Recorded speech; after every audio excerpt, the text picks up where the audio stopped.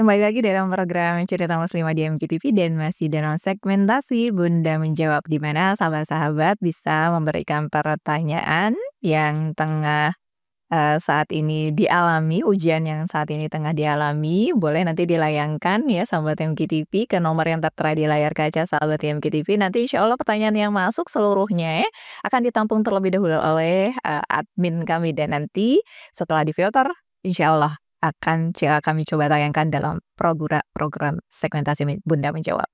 Ya, selanjutnya Bunda, ini sudah ada lagi pertanyaannya. Bunda, izin saya ikut majelis pengajian nih di komplek rumah memang. Tapi kadang-kadang kok obrolannya nih jadi lebar ya, kadang sampai ke gibah, kadang menyindir walaupun secara halus, atau mengkritik ustadz lain. Nah, ini tentu saja menimbulkan keresahan Bunda. Tapi saya juga takut untuk dibilang sok bijak jika mengingatkan mereka. Bunda, apakah saya salah jika memilih keluar dari majelis yang seperti itu? Dan pertanyaan saya juga Bunda, kenapa sih orangnya sudah tahu ilmunya tuh selalu diuji keimanannya Bunda? Tafadhol. Ya, terima kasih Ibu yang alhamdulillah sudah ikut majelis taklim ya. Saya teringat dengan satu kalimat dari salah seorang aktivis dakwah ya. Beliau menyampaikan begini, manggilnya Bu Hairati ya, malah Teteh dulu, panggilnya Teteh. Teh, PR kita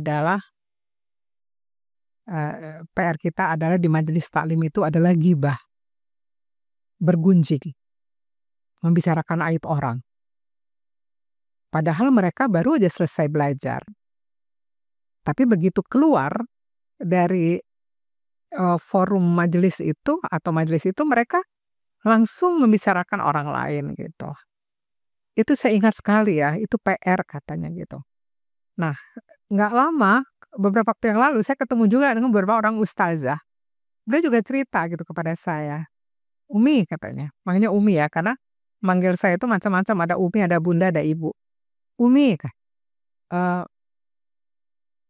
ada majelis taklim itu kadang membicarakan, menggunjingkan ustadznya gitu ya. Ustadznya diopongin gitu. Dan adab-adab mereka mencari ilmu tuh nggak ada gitu itu ya. Oh gitu, saya bilang, saya ikut, oh iya ya gitu ya, udah gitu aja. Berarti apa? Ini adalah fakta bahwasanya majelis ilmu itu tidak semuanya orang itu mendapat pemahaman dengan benar tentang agamanya. Kenapa?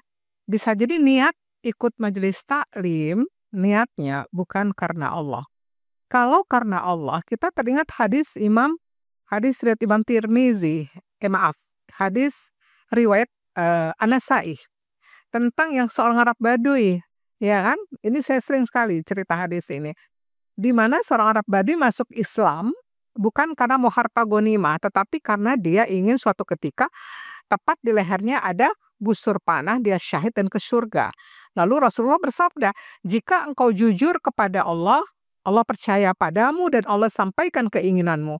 Lalu setelah terjadi perang yang berikutnya, ada seorang jenazah yang itu ternyata Rasul bertanya kepada sahabat, apakah itu Arab Baduy yang kemarin? Ya Rasulullah. Rasul bersabda yang kedua kali, dia jujur kepada Allah, Allah percaya padanya dan Allah sampaikan keinginannya. Dia betul-betul syahid, Rasulullah mengkafani dengan jubahnya dan Rasulullah mendoakannya. Jadi kalau kita jujur kepada Allah, saya ikut majelis taklim karena saya ingin kenal Allah, dekat Allah, berubah jadi lebih baik. Kalau jujur gitu ya, niatnya lillahi ta'ala, hanya Allah tujuan, maka ilmu itu akan dipahamkan. Ada dua kemungkinan, orang yang ikut majelis taklim, dia sudah paham ilmunya. Udah tahu loh gibah itu dosa besar gitu ya. Tapi dia tidak bisa mengendalikan nafsu bicaranya. Lisannya, dia tetap tidak kuat untuk tidak bicara tentang orang lain gitu. Berarti kan bukan ilmunya dia nggak tahu kan, berarti ilmunya tahu, hanya dia pada saat godaan untuk membicarakan orang, dia tidak bisa menghindari itu. Dia kalah oleh nafsunya, bisikan-bisikan setan itu dia memperturutkan untuk berbicara. Apalagi kalau ada, orang yang memang dia suka sekali membicarakan orang lain, akhirnya terpengaruh gitu.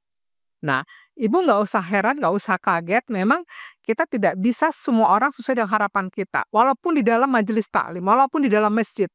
Jadi tidak ghibah itu tidak hanya di pasar-pasar, di arisan, tapi di komunitas-komunitas agama ghibah itu juga ada. Jadi memang ada yang tahu ilmunya, tapi dia belum bisa mengamalkannya. Karena memang ada orang yang dia punya ilmu yang banyak, tetapi cita-cita, kehendak dia untuk sampai ke Allah itu tidak ada. Jadi ilmunya hanya pengetahuan, ilmunya hanya wawasan, tidak menjadi amal, tidak masuk ke dalam hatinya gitu. Tapi ada orang yang memang tidak tahu ilmunya, sehingga ghibah itu dianggap obrolan biasa. Oke, kalau misalnya ibu anggap majelis taklim itu sudah tahu ilmunya bahwasannya ghibah itu dosa besar, tinggal di sini kan tinggal mujahadahnya. Dan ibu lihat seperti itu. Ibu jangan terpengaruh, keluar aja. Ngapain kalau di sini enggak begitu? Ibu sampaikan. Kalau ibu sudah tahu ilmunya, ibu sampaikan. Ini tidak benar. Atau ibu berbicara kepada ketua majelis taklim ya, agar ketua majelis taklim itu mengingatkan kepada anggota tentang ilmu ghibah ini. Buat apa kita belajar, kita ibadah, tapi amal kita bocor di mana-mana karena tidak bisa mengendalikan lisan. Jadi pertanyaan bahwasanya kenapa orang yang sudah berilmu diuji ya iya, ilmunya sudah dapat soalnya dikasih oleh Allah. Tinggal sekarang apakah lulus tidak dengan ujian itu. Nah, saran saya, ibu tetap hadir ikut majelis taklim, fokus kepada ilmunya, amalkan ilmunya. Orang lain mau gimana-gimana, dua caranya, ibu hindari jangan ikut, yang kedua ibu nasihati.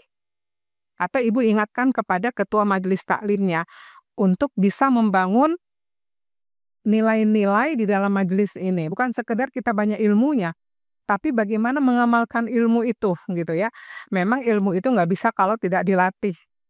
Orang yang suka bicara, membicarakan orang lain itu kan kadang latihannya diem gitu loh. Iya kan? Tidak fokus kepada kesalahan orang gitu. Nah, itu butuh latihan. Itu saya kira ibu, jadi ibu tetap bertahan di situ ya. Ibu mewarnai, ingatkan kalau ibu nggak kuat karena menambah dosa ya ibu menghindar dulu nggak apa-apa. Tapi kan saya kira nggak semuanya bergibah ya, mungkin satu dua orang. Satu dua orang aja sih mungkin biasanya orang-orang tertentu. Nah, ibu cari kelompok yang memang tidak suka bicara tentang orang lain gitu. Ya, ibu selamat berjuang ya. Inilah tantangan, ujian kita kalau ingin menjadi baik gitu ya. Selalu ada. Allah hanya lihat kamu mau nggak, bener nggak serius untuk berjalan menujuku gitu ya. Insya Allah ibu bisa dengan pertolongan Allah. Allahumma Baik, bisawab. Masya Allah, tabarakallah. Ini ada satu yang viral nih Bunda nih, tentang kasus dari seorang anak sekolah, masih SMA mau perpisahan itu ya, Teh, ya. Ternyata memang keluarganya dia termasuk keluarga yang miskin. Ibunya juga, nambah penghasilan dengan menjadi buruh cuci gitu demi anaknya. Dan sekarang Penghasilan dari? buruh cuci, Oh ya. ya. Dan sekarang anaknya ini, mau ikutan selesai perpisahan dan ada biasa tuh keluar bukan study tour ya, kalau perpisahan pokoknya suka keluar aja, mau itu ke Bali kek atau mau ke mana gitu dan tidak ada uangnya oleh kakaknya gitu. Tapi yang berani dijawab oleh anak ini adalah, "Nanti semuanya akan saya ganti ketika saya sudah dapat kerja," katanya gitu. "Yang penting sekarang saya bisa ikut perpisahan keluar kota dengan teman-teman karena saya gengsi." Nah, ini gimana nih Bun, karena lagi viral sekarang? Dia mau ikut itu tapi uang nggak ada. Nggak ada, Terus dia minta uangnya ke siapa? ke ibunya. Ke ibunya, terus dia bilang nanti saya ganti gitu, kalau saya sudah bekerja Iya. gitu. Ya ini kan berbicaranya bukan, nanti ya, kita kan nggak tahu apa yang terjadi nanti gitu. Cita-cita, harapan, niat sih boleh, tapi hari ini kalau memaksakan kehendak, itu kan kasihan orang tua. Ngeliatnya kan hari ini belum ada uangnya, gimana? Terus orang tuanya harus bagaimana? Nah, disinilah pengaruh memang pengaruh, lingkungan, kebijakan, kemudian pola pendidikan itu sangat berpengaruh. Orang tuanya harus tegas sampaikan tidak bisa, orang tuanya sampaikan ke sekolah tidak bisa. Karena pengaruh teman-teman tuh luar biasa, "Aduh dia berangkat aku enggak," gitu ya. Masalah gengsi, inilah masalah yang sifatnya masalah hati ya, hati. Jadi, harusnya tidak ingin lebih dari kenyataan. Ini saling terkait ya, Teh. kebijakan sekolahnya, harus bisa memahami murid yang tidak mampunya, tidak bisa dipaksa gitu ya. Terus orang tua harus berkomunikasi ke sekolah, tidak mampu anak diberi pengertian, dan anak harus memaklumi, kondisi yang ada. Ini harus komunikasi yang baik, tidak bisa, eee, apa namanya, sekedar, "Oh nggak boleh begini begini," tidak boleh, tapi memahaminya lebih dalam gitu. Itu saya kira, harus harus ada duduk persoalan, harus duduk duduk bersama, persoalannya seperti apa, cari solusi bersama. Kalau kebijakannya udah perpisahan mah nggak usah ke mana-mana, itu mah kan sumbernya dari sekolah kan sebetulnya, iya nggak? Iya. Dari sekolah yang bilang, "Kita tuh akan keluar kota," gitu. Tapi kalau tidak enggak, kita mah maklum, kita mah orang tua tidak semuanya mampu, itu kan masalahnya, kebijakan, gitu. Anak ini sendiri dia nggak bisa, "Aku nanti kerja aku ganti." Kita belum tentu panjang umur. Niatnya udah dicatat baik ya, tapi hari inilah yang dilihat. Kalau bisa hari ini, kalau nggak bisa ya sudah gitu. Jangan memaksakan diri menjadi beban bagi orang tua. Baik ya, Bunda. Ini juga karena kan permasalahan yang viral tidak hanya pada anak yang di jenjang pendidikan menengah, tapi ada yang viral lagi juga sampai di jenjang pendidikan dasar itu ribut orang tuanya tentang perpisahan. Tuh kelas berapa? TK, perpisahan TK malah gitu. Ya, ada yang perpisahan TK yang ribut. Kan oh yang Iya, kemarin dia bisa bilang, "Nanti saya ganti udah kerja." kalau itu yang SMA ya. Ini banyak ya permasalahan tentang perpisahan nih, Bunda. Baik, nanti kita lanjut lagi ya sahabat MGTV, kita masih punya satu segmen berikutnya untuk itu tetap bersama kami dalam program Cerita Muslimah di MGTV.